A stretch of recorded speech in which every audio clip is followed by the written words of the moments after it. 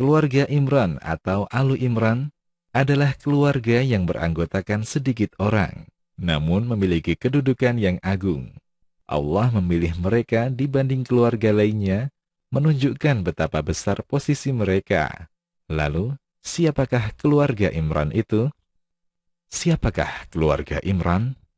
Keluarga Imran adalah keluarga mulia dalam kurun sejarah. Allah memilih mereka dibanding keluarga lainnya adalah tanda nyata keagungan mereka. Allah Ta'ala berfirman, sesungguhnya Allah telah memilih Adam, Nuh, keluarga Ibrahim, dan keluarga Imran melebihi segala umat di masa mereka masing-masing, sebagai satu keturunan yang sebagiannya turunan dari yang lain. Dan Allah Maha Mendengar lagi Maha Mengetahui. Quran Surat Ali Imran ayat 33 hingga 34. Keluarga Imran dinisbatkan kepada seseorang yang bernama Imran bin Mathan, bin Al-Azhar, bin Al-Yud, bin Sulaiman, bin Daud alaihi salam. Nasabnya tersambung hingga ke Nabi Daud alaihi salam. Dalam bahasa Ibrani, Imran disebut dengan Imram. Dalam buku-buku Nasrani, namanya disebut dengan Yuhakim. Keluarga Imran adalah turunan atau cabang terakhir orang-orang beriman dari turunan Bani Israel. Namun antara mereka dengan Nabi Yakub terpisah beberapa kurun lamanya. Anggota keluarga Imran. Istri Imran. Istri Imran bernama Hannah binti Fakuda. Ada juga yang menyebut Kauda bin Kubaila. Hannah adalah seorang wanita yang tekun beribadah, sebagaimana kisahnya dalam Al-Quran. Ingatlah ketika istri Imran berkata, "Ya Tuhanku, sesungguhnya aku menazarkan kepada Engkau anak yang ada dalam kandunganku ini menjadi hamba yang saleh dan berkhidmat di Baitul Maqdis. Karena itu, terimalah nazar itu daripadaku. Sesungguhnya Engkaulah yang Maha Mendengar lagi Maha Mengetahui." Quran Surat Ali Imran ayat 35. Anak-anaknya. Pertama, Asya. Asya adalah putri sulung Imran. Ia dinikahi oleh Nabi Zakaria alaihi salam dan merupakan ibu dari Nabi Yahya alaihi salam. Ada juga yang mengatakan bahwa ia adalah bibinya Maryam, bukan saudara perempuannya. Kedua, Maryam. Maryam adalah wanita ahli ibadah dan suci. Ia merupakan ibu dari kalimat Allah, Nabi Isa alaihi salam.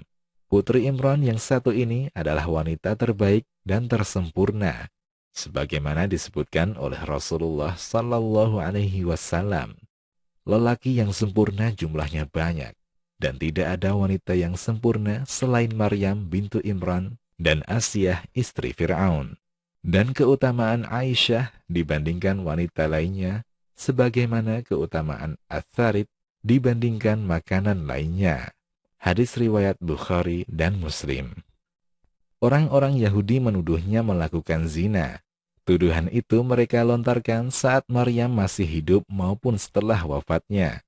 Sementara Al-Quran telah menyucikan Maryam dari tuduhan keji ini.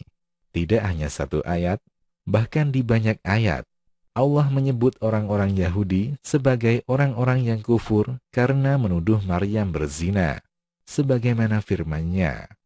Dan karena kekafiran mereka terhadap Isa, dan tuduhan mereka terhadap Maryam dengan kedustaan besar, yakni zina.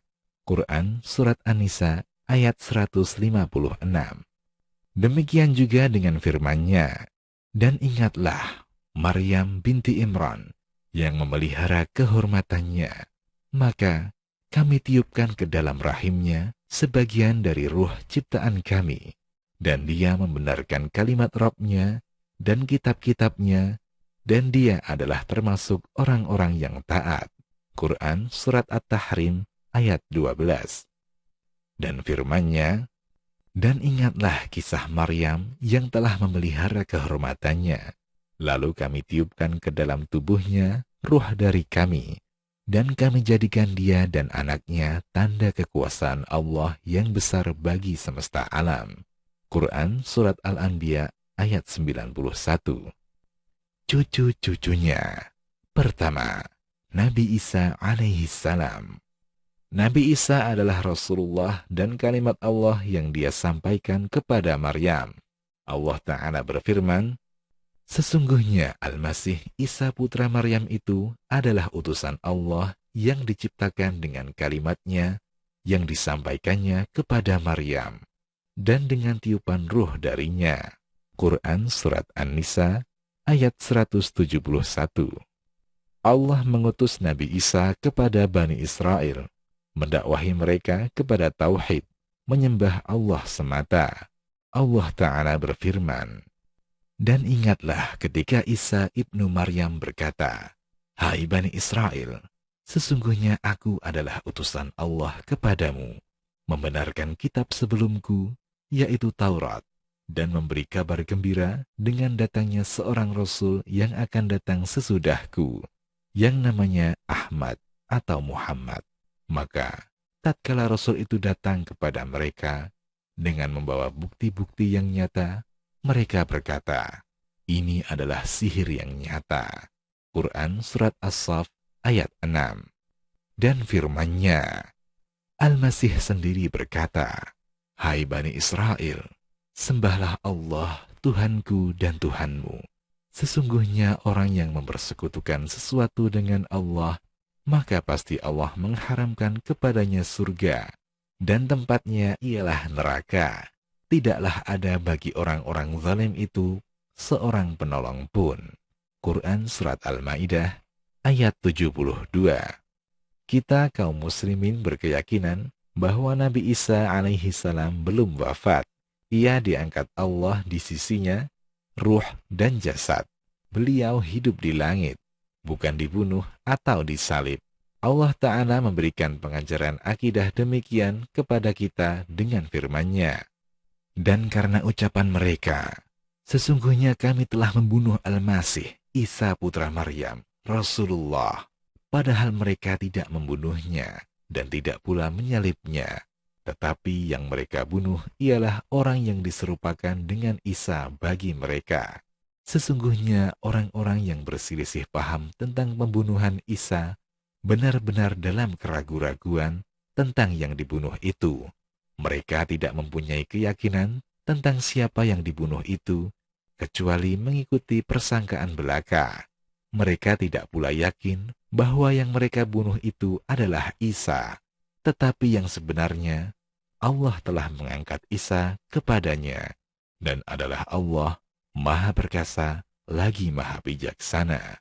Quran Surat An-Nisa ayat 157 hingga 158. Dan menjelang hari kiamat kelak, Nabi Isa akan turun. Beliau membunuh Dajjal dan menyebarkan keadilan, sebagaimana kabar dari Rasulullah Sallallahu Alaihi Wasallam. Demi jiwaku yang berada di tangannya, sebentar lagi Isa bin Maryam akan turun di tengah-tengah kalian sebagai hakim yang adil. Beliau akan menghancurkan salib, membunuh babi, menghapus jizyah atau upeti, harta semakin banyak dan semakin berkah, sampai seseorang tidak ada yang menerima harta itu lagi sebagai sedekah, dan sujud seseorang lebih disukai daripada dunia dan seisinya. Abu Hurairah lalu mengatakan, bacalah jika kalian suka, tidak ada seorang pun dari ahli kitab, kecuali akan beriman kepadanya, yakni Isa sebelum kematiannya. Dan di hari kiamat nanti, Isa itu akan menjadi saksi terhadap mereka. Quran Surat An-Nisa ayat 159, hadis riwayat Bukhari dan Muslim. Rasulullah Sallallahu Alaihi Wasallam menyifati fisik Nabi Isa alaihi salam dengan sabdanya, tidak ada nabi antara aku dengan Nabi Isa, dan dia pasti turun, dan bila kamu melihatnya, maka kenalilah dia. Seorang laki-laki yang tingginya sedang, agak putih kemerahan, dengan dua pakaian yang berwarna agak kuning, seakan-akan kepalanya meneteskan air, walaupun tidak basah. Lalu ia memerangi manusia agar masuk Islam, menghancurkan salib, membunuh babi, menghilangkan jizyah, dan pada masanya Allah hancurkan agama-agama seluruhnya kecuali Islam, dan dia membunuh Al-Masih Ad-Dajjal. Lalu dia tinggal di bumi selama 40 tahun, kemudian dia wafat, lalu kaum muslimin menyolatinya. Hadis riwayat Ahmad, Abu Dawud, dan disahihkan oleh Syuaib Al-Arnaud. Kedua, Yahya alaihi salam. Nabi Yahya adalah hamba dan utusan Allah. Beliau putra dari Nabi Zakaria alaihi salam.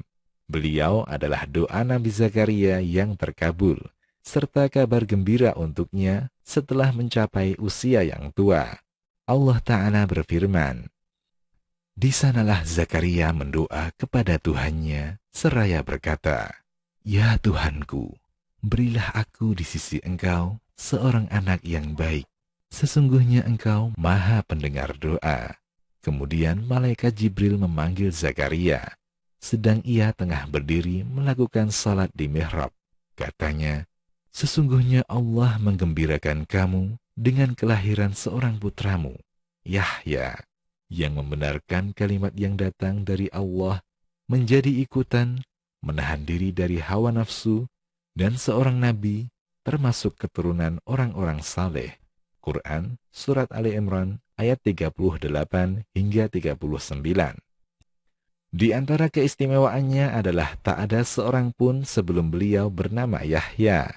Sebagaimana firman Allah Ta'ala, "Wahai Zakaria, sesungguhnya kami memberi kabar gembira kepadamu akan beroleh seorang anak yang namanya Yahya, yang sebelumnya kami belum pernah menciptakan orang yang serupa dengan dia." Quran, Surat Maryam, ayat 7. Nabi Yahya adalah seorang pemuda yang cerdas. Allah memberi keistimewaan pada akalnya, menganugerahkannya hikmah di usia belia, dan kegemaran dalam beribadah. Beliau senantiasa duduk di mihrab-mihrab ilmu, senang mengkaji Taurat, berilmu, dan mengamalkan kandungan kitab suci itu. Beliau berbicara dengan kebenaran dan tidak takut celaan orang-orang yang mencela dan ancaman orang-orang yang zalim. Nabi kita Muhammad sallallahu alaihi wasallam memuji Nabi Yahya dengan sabdanya, "Tidak pantas bagi siapapun untuk mengatakan bahwa aku lebih baik dari Yahya bin Zakaria." Kami bertanya, "Wahai Rasulullah, mengapa demikian?" Beliau menjawab, "Tidakkah kalian mendengar bagaimana Allah menyebutkannya di dalam Al-Quran? Hai Yahya, ambillah Alkitab Taurat itu dengan sungguh-sungguh, dan kami berikan kepadanya hikmah selagi ia masih kanak-kanak." Beliau membaca hingga firman Allah Ta'ala, "Menjadi panutan, menahan diri dari hawa nafsu, dan seorang nabi termasuk keturunan orang-orang saleh." Quran, Surat Ali Imran, ayat 39. Ia tidak pernah berbuat buruk sedikit pun, dan tidak juga berkeinginan melakukannya. Hadis riwayat At-Tabrani. Wafatnya Yahya. Para ulama berbeda pendapat tentang bagaimana kejadian wafatnya Nabi Yahya alaihi salam. Banyak riwayat bercerita tentang kisah wafatnya, tapi umumnya Israiliyat. Di antara riwayat yang paling sahih adalah Yahya terbunuh gara-gara seorang wanita pelacur. Ia berkata kepada pasangannya, "Saya tidak ridho padamu sampai engkau datangkan kepala Yahya padaku." Laki-laki itu pergi dan membawa kepala Nabi Yahya dalam suatu wadah. Demikian juga riwayat dari Abdullah bin Az-Zubair. Ia berkata, "Yahya bin Zakaria terbunuh gara-gara seorang wanita pelacur. Ia adalah seorang budak." Dalam Al-Bidayah wan Nihayah, Ibnu Katsir menyebutkan secara rinci tentang berita ini. Beliau menyebutkan bahwa ada seorang raja di Damaskus ingin menikahi seorang wanita atau menikahi seorang perempuan yang tak halal ia nikahi. Nabi Yahya pun melarang hal itu, hingga muncul kemarahan si perempuan pada Nabi Yahya. Karena si raja dan perempuan itu tidak menyukai sikap Yahya, perempuan itu kirim seseorang untuk membunuhnya. Demikian, Allahu a'lam.